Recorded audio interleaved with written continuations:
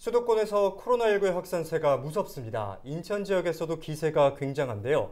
교회 집단 감염은 물론 공공기관에서도 확진자가 나와 청사가 폐쇄됐습니다. 취재기자와 함께 자세한 이야기 나눠보겠습니다. 이재필 기자가 나와 있습니다. 이 기자, 먼저 부평의 교회 집단 감염 상황부터 짚어보죠. 지난 주말부터 지금까지 이어지고 있죠? 네, 맞습니다. 지난 21일 부평의 한 교회에서 처음으로 확진자가 나왔습니다. 이후 주말을 거치면서 해당 교회의 신도와 목회자들을 중심으로 해서 무더기로 추가 확진 판정이 지금 나오고 있는데요. 네. 24일 오전에도 해당 교회 관련해서 2명의 추가 확진자가 나왔습니다.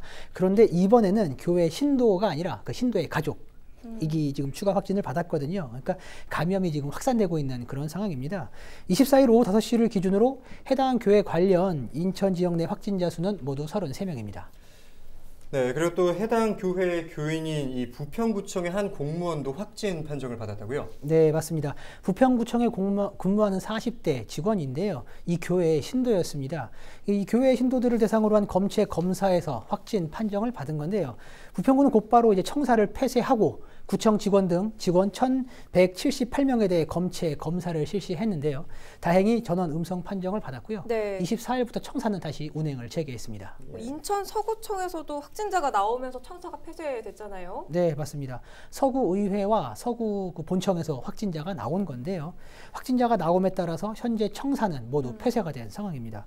24일 오후 5시를 기준으로 서구청과 관련해서 모두 8명의 확진자가 나왔는데요. 네. 공무원이 4명이고요. 그 확진자의 가족이 1명, 그리고 그 공무원과 미팅을 했던 협력사 직원 3명, 이렇게 8명이 확진 판정을 받은 상황입니다. 특히 구청에서 처음으로 확진 판정을 받은 공무원이 직접적으로 접촉한 사람만 두고 50명 정도가 되는 것으로 현재 확인이 되고 있는데요.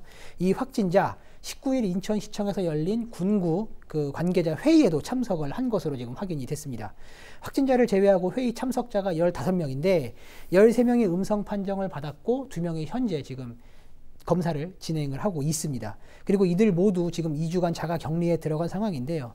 또 이 확진자가 이제 환경 관련 업무를 담당하는 사람이었는데 인천이 지금 환경 관련된 문제 이슈가 굉장히 뜨겁거든요. 특히 서구 지역에서는 수도권 매립지 때문에 굉장히 뜨거운데 네. 이 이유 때문에 그 확진 판정 전에 지역 주민과도 상당히 많은 미팅을 했던 것으로 지금 확인이 되고 있습니다. 때문에 확진자는 더욱더 늘어날 수 있는 그런 상황입니다.